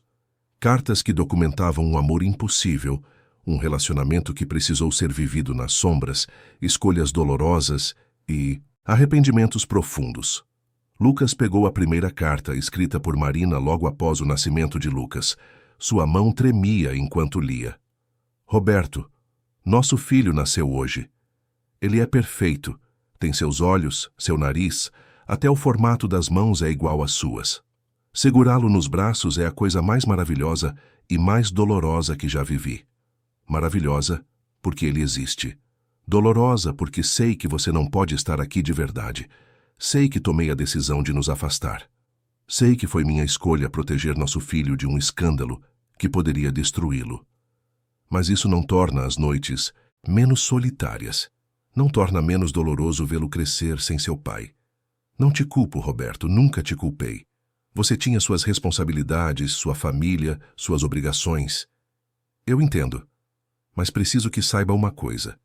Apesar de tudo, não me arrependo. Não me arrependo de ter te conhecido. Não me arrependo de ter amado você. E nunca, nunca vou me arrepender de ter trazido Lucas ao mundo. Ele é o melhor de nós dois. E vou me certificar de que ele cresça sabendo que foi amado, mesmo que nunca compreenda completamente a complexidade desta situação. Cuide-se, meu amor, e saiba que, onde quer que você esteja, uma parte do meu coração sempre estará com você. Lucas precisou parar. As lágrimas escorriam livremente por seu rosto. Pela primeira vez, ele estava lendo as palavras da própria mãe, não filtradas por memórias ou interpretações de outras pessoas. E o que lia ali era uma mulher de força extraordinária, fazendo escolhas impossíveis com amor e coragem. Pegou outra carta, esta escrita por Roberto em resposta. Marina, minha amada, recebi a foto de Lucas. Ele é lindo, perfeito, e me parte o coração não poder segurá-lo nos braços. Você tem razão em tudo. Tem razão em nos proteger do escrutínio público. Tem razão em querer dar a ele uma infância normal, longe dos holofotes e julgamentos. Mas isso não torna mais fácil. Acordo todas as noites pensando nele, imaginando como seria estar aí com vocês, sonhando com um mundo onde eu tivesse sido mais corajoso, onde tivesse rompido com as expectativas, onde tivesse escolhido o amor em vez do dever. Mas não fui. E agora preciso viver com essas consequências. A única coisa que posso fazer é garantir que você e Lucas nunca passem necessidade. Sei que você tem orgulho, sei que raramente aceita minha ajuda financeira. Mas, por favor, pelo menos aceite o fideicomisso que estabeleci para a educação dele. É o mínimo que posso fazer. E quando chegar o momento certo, quando você sentir que ele está pronto, conte a verdade. Mostre as cartas, mostre os documentos. Deixe que ele saiba que teve um pai que o amou mesmo que de longe. Um pai imperfeito, covarde até, mas que sempre, sempre pensou nele. Te amo, Marina. Sempre vou te amar. Essa é uma das poucas certezas que tenho nesta vida confusa. Lucas passou horas lendo aquelas cartas. Eram anos de correspondência, documentando não, apenas um amor proibido, mas também o crescimento dele mesmo. Havia cartas onde Roberto descrevia como chorava em cada aniversário de Lucas. Cartas onde Marina contava sobre as pequenas conquistas do filho, a primeira palavra, os primeiros passos, o primeiro dia de aula. Havia dor ali, sim, mas também havia tanto amor que parecia transbordar das páginas. Uma carta em particular, escrita por Marina pouco antes de sua partida, fez Lucas parar completamente. Roberto, sei que meu tempo está acabando. Os médicos dizem que não há mais nada a fazer. E tudo bem, vivi uma vida completa. Amei profundamente. Criei um filho maravilhoso. Não tenho arrependimentos, mas tenho um pedido. Cuide de Lucas. Não de longe, não através de testamentos e dinheiro. Quero dizer, realmente cuide dele. Sei que você preparou tudo. Sei que ele terá recursos financeiros. Mas ele vai precisar de mais do que isso. Vai precisar de alguém que o guie, que o proteja, que o ajude a navegar este mundo cruel sem perder sua bondade. Sei que você já não está mais aqui quando ele ler isto. Sei que estamos pedindo ao impossível. Mas talvez, de alguma forma, seu amor por ele se manifeste através das pessoas que você deixou para trás.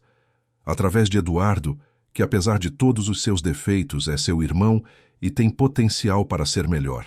Através de Dona Carmen, que sempre te amou como a um filho.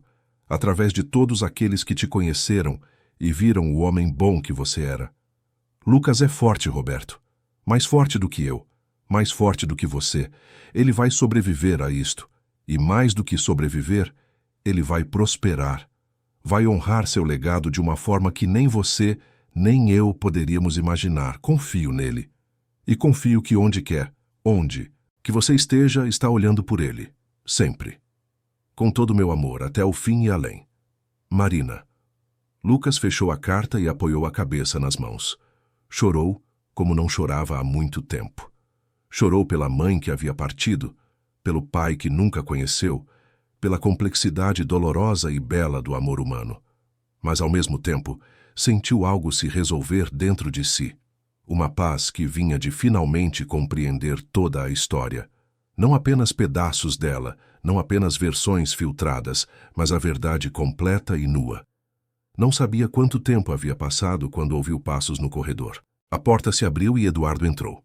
Ele parou ao ver Lucas, os olhos vermelhos, as cartas espalhadas sobre a mesa. Encontrou as cartas, Eduardo disse suavemente. Não era uma pergunta. Sim, Lucas respondeu, a voz rouca. Eu nunca soube. Nunca soube o quanto eles se amavam, o quanto sofreram. Eduardo sentou-se na poltrona em frente à mesa. Eu sabia. Ou pelo menos suspeitava. Vi meu irmão se transformar quando conheceu Marina. Vi-o se destruir aos poucos quando teve que escolher entre ela e as obrigações familiares, e fui cruel. Disse coisas terríveis, pressionei-o a fazer o casamento arranjado, convenci-o de que era a única escolha lógica. Por quê? Lucas perguntou sem acusação, apenas buscando compreender. Eduardo suspirou profundamente. Porque eu tinha medo. Medo de que, se ele seguisse o coração, se rompesse com as expectativas, toda a estrutura da família desmoronasse. Eu vivia para essa empresa, para o nome Almeida, para o poder e status que vinha com isso. E não conseguia entender que meu irmão queria algo mais, algo real, algo que não podia ser medido em dinheiro ou influência. Lucas olhou para o tio por um longo momento. E agora, o que você quer agora? Eduardo sorriu. Tristemente. Agora Agora quero ser digno do perdão que você me deu há 3 anos. Quero ser o homem que meu irmão sempre acreditou que eu poderia ser. Quero ser o tio que você merece. Não é perfeito. Não apaga os erros do passado, mas é o que tenho para oferecer. Lucas se levantou e caminhou até o tio. E então, pela primeira vez desde que se conheceram, abraçou-o verdadeiramente. Não era um abraço formal ou protocolar. Era um abraço de perdão, de aceitação, de família. Você já é esse homem, Lucas disse. Você provou isso todos os dias nos últimos 3 anos. Ensinou-me, protegeu-me, esteve ao meu lado em cada batalha. Você é família, Eduardo. Não porque o sangue diz, mas porque escolhemos ser. Eduardo retribuiu o abraço e suas lágrimas finalmente caíram. Eram lágrimas de liberação. De 3 anos de culpa e arrependimento finalmente sendo soltos. De uma prisão emocional que ele mesmo havia construído finalmente se desfazendo. Quando se separaram, Eduardo enxugou as lágrimas com as costas da mão, quase envergonhado. Desculpe. Não costumo me emocionar assim. Não precisa se desculpar. Emoções são o que nos tornam humanos. Seu pai costumava dizer isso, Eduardo disse com um sorriso. Eu achava que era fraqueza. Agora sei que era sabedoria. Lucas voltou para a mesa e olhou para todas aquelas cartas espalhadas. Tinha uma ideia. Vamos fazer algo. Vamos organizar todas essas cartas, todas as fotos, todos os documentos.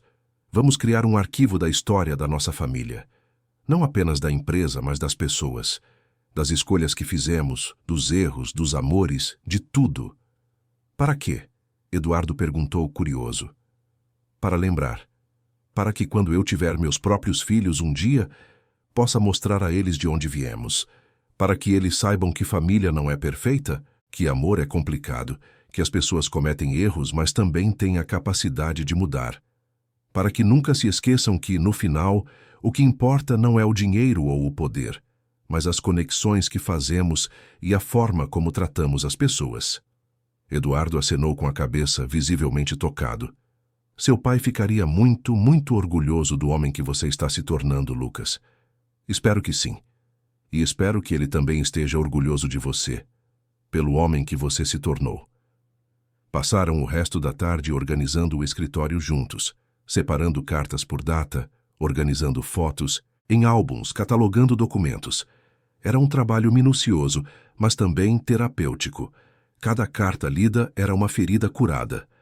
Cada foto organizada era uma memória honrada.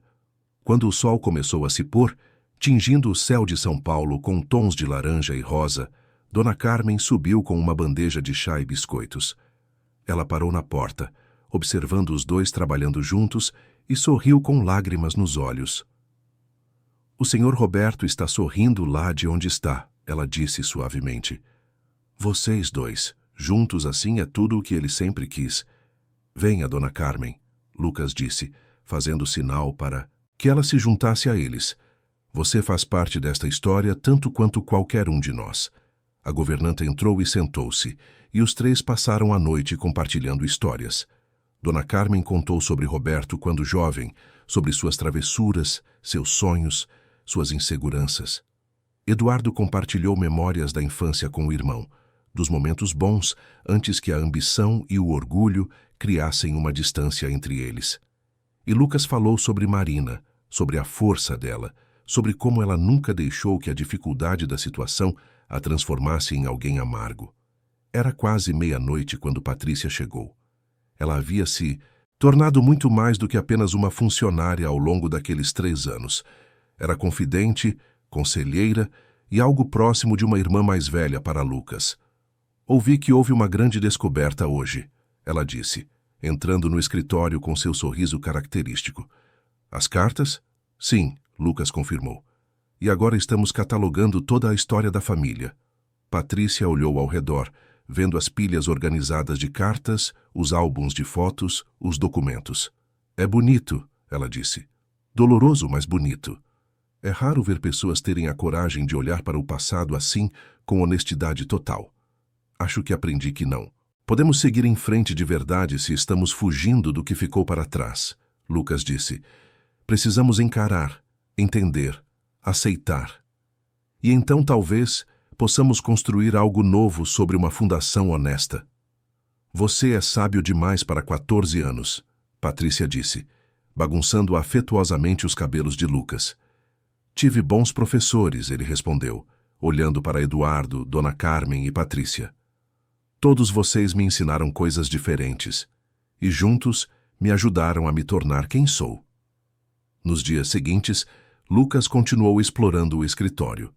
Encontrou mais tesouros escondidos.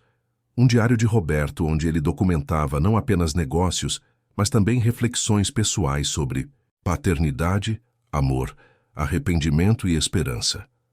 Havia planos detalhados que Roberto havia feito para o futuro de Lucas, incluindo uma carta que deveria ser aberta quando Lucas completasse 18 anos, com conselhos para a transição para a vida adulta.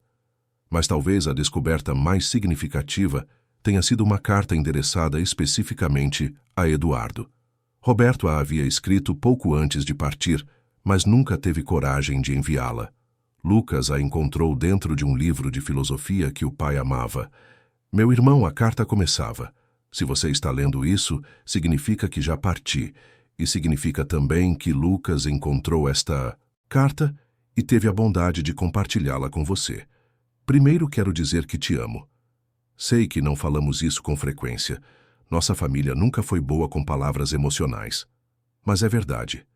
Você é meu irmão, e apesar de todas as nossas diferenças, todas as brigas, todos os desentendimentos, sempre te amei. Segundo, quero pedir desculpas. Desculpas por não ter sido o irmão que você precisava, por ter me afastado quando deveria ter te incluído, por ter guardado segredos quando deveria ter confiado em você. Sei que minhas escolhas, especialmente em relação a Marina e Lucas, te magoaram. Sei que você sentiu como se eu tivesse te traído. Traído nossa família, traído tudo pelo que trabalhamos. Mas espero que, com o tempo, você compreenda que não foi traição. Foi amor. Um amor imperfeito, complicado, mas real. E espero também que você conheça Lucas, que o veja não como uma ameaça ou uma vergonha, mas como a melhor parte de mim. Ele tem o coração de sua mãe, e espero um pouco da minha resiliência. Se você puder, Eduardo, seja para ele o que eu não posso ser. Seja o guia, o protetor, o mentor. Não porque você deve, mas porque escolhe. E talvez ao fazer isso você encontre algo que eu sei que está perdido há muito tempo. Paz. Você sempre foi brilhante, Eduardo. Sempre foi capaz de coisas incríveis.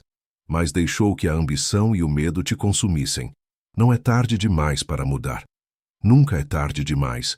Lucas vai precisar de você. E suspeito que você também vai precisar dele. Confie nisso. Confie nele. E talvez, juntos, vocês possam construir algo que nem você, nem eu conseguimos sozinhos. Uma família de verdade. Com amor e esperança, seu irmão, Roberto. Lucas leu a carta 2 vezes antes de ir procurar Eduardo. Encontrou-o no jardim regando as plantas, uma atividade que havia adotado recentemente como forma de relaxar. Encontrei algo que acho que você precisa ver, Lucas disse, estendendo a carta. Eduardo largou o regador e pegou o papel. Suas mãos tremiam enquanto lia. Quando terminou, precisou se sentar no banco do jardim. Ficou ali por um longo tempo, a carta nas mãos, os olhos fixos no horizonte. Ele me perdoou. Eduardo finalmente disse, a voz embargada, mesmo depois de tudo. Ele me perdoou. E você merece esse perdão, Lucas disse, sentando-se ao lado do tio. Você provou. Isso. Mudou. Tornou-se o homem que ele acreditava que você poderia ser. Eduardo olhou para Lucas e havia em seus olhos uma vulnerabilidade que ele nunca havia mostrado antes. Sabe, quando você apareceu naquele dia no clube, eu te vi como uma ameaça, como alguém que vinha tirar tudo o que eu achava que me pertencia. Mas a verdade é que você me deu algo muito mais valioso do que qualquer fortuna. Me deu uma segunda chance, uma chance de ser melhor, de ser parte de algo real. E você aproveitou essa chance. Isso é o que importa. Os dois ficaram ali sentados por um tempo, em silêncio confortável, observando o jardim enquanto a brisa suave de setembro movia as folhas das árvores. Não precisavam dizer mais nada. Algumas coisas são entendidas sem palavras. Naquela noite, Dona Carmen preparou o jantar especial que havia sido favorito de Roberto. Risoto de fungo. Todos se sentaram juntos à mesa. Lucas, Eduardo, Patrícia e Dona Carmen. Era uma família estranha, montada a partir de pedaços quebrados, mas era uma família genuína. Quero fazer um brinde, Lucas disse, levantando seu copo. Há 3 anos de jornada. A todas as lágrimas, todas as lutas, todas as vitórias. Mas principalmente, quero fazer um brinde a escolhas. A escolha de perdoar. A escolha de tentar. A escolha de construir algo novo a partir das ruínas do que foi perdido. Todos levantaram seus copos, e Eduardo acrescentou. E a famílias. Não aquelas que nascemos, mas aquelas que criamos, aquelas que escolhemos, aquelas que, contra todas as probabilidades, encontram uma forma de funcionar. Bateram os copos e beberam, e ali, naquela mesa, naquela mansão que 3 anos atrás parecia um mausoléu de sonhos perdidos, havia vida, havia riso, havia amor. Depois do jantar, Lucas e Eduardo sentaram-se na varanda, olhando para as luzes da cidade. Era um ritual que haviam adotado nas últimas semanas, esses momentos de conversa silenciosa, onde o conforto da presença um do outro era suficiente. Você sabe, Lucas começou, durante muito tempo eu achei que tinha perdido tudo. Perdi minha mãe. Nunca conheci meu pai de verdade. Cheguei aqui sozinho, assustado, sem saber o que fazer. E agora? Eduardo perguntou suavemente. Agora eu percebo que não perdi tudo. Ganhei algo também. Ganhei um tio que se tornou mais do que família. Ganhei Dona Carmen, que é como uma avó. Ganhei Patrícia, que é como a irmã que nunca tive. E ganhei uma compreensão sobre amor que muitas pessoas nunca têm. Amor não é perfeito. Amor não é fácil. Mas amor é escolha. E enquanto escolhermos uns aos outros todos os dias, teremos algo real. Eduardo colocou a mão no ombro de Lucas. Quando você apareceu, eu era um homem vazio. Tinha dinheiro, poder, sucesso, mas estava completamente sozinho. Você me deu uma razão para ser melhor. Você me deu uma família. E não há nada neste mundo que eu possa fazer que seja suficiente para agradecer isso. Você não precisa agradecer. Só precisa continuar sendo quem você é agora. Esse é o suficiente.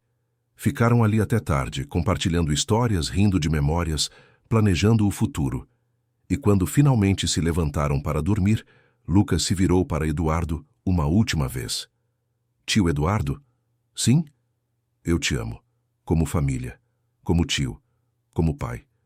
Como tudo isso junto. Eduardo sentiu as lágrimas voltarem, mas desta vez não as escondeu. Eu também te amo, Lucas. Mais do que jamais pensei ser capaz de amar alguém. Abraçaram-se ali, na varanda, sob o céu estrelado de São Paulo.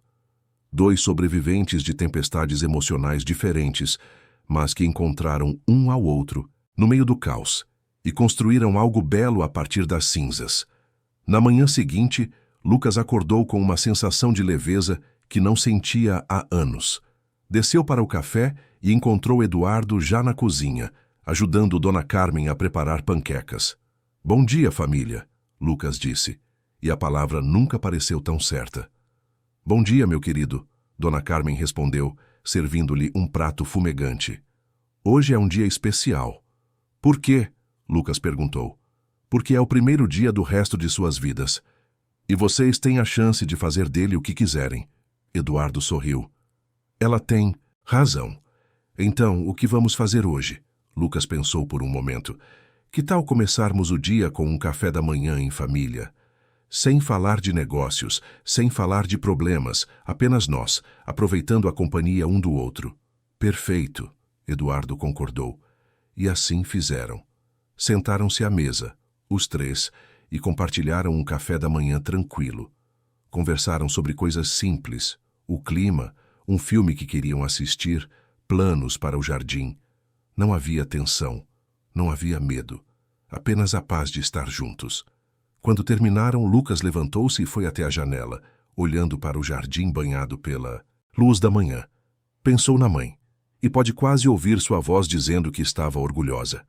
Pensou no pai, e pode quase sentir sua presença, aprovando as escolhas que havia feito. E olhou para Eduardo e Dona Carmen, e viu ali, na realidade imperfeita mas genuína daquele momento, algo que valia mais do que qualquer fortuna: uma família. A história de Lucas não era uma história de um final feliz perfeito. Era uma história de reconstrução, de perdão, de escolhas difíceis e amor incondicional. Era a história de um menino que chegou sozinho a um clube luxuoso, carregando uma maleta de segredos, e que se transformou em um jovem líder, não apenas de uma empresa, mas de uma família remontada a partir de pedaços quebrados. E ali, naquela manhã clara de setembro, com Eduardo ao seu lado e Dona Carmen cantarolando na cozinha, Lucas soube que tinha feito algo que nem o dinheiro nem o poder poderiam comprar. Tinha criado um lar, não perfeito, não isento de dor ou memória de perdas, mas um lar de verdade, construído sobre a fundação mais sólida que existe.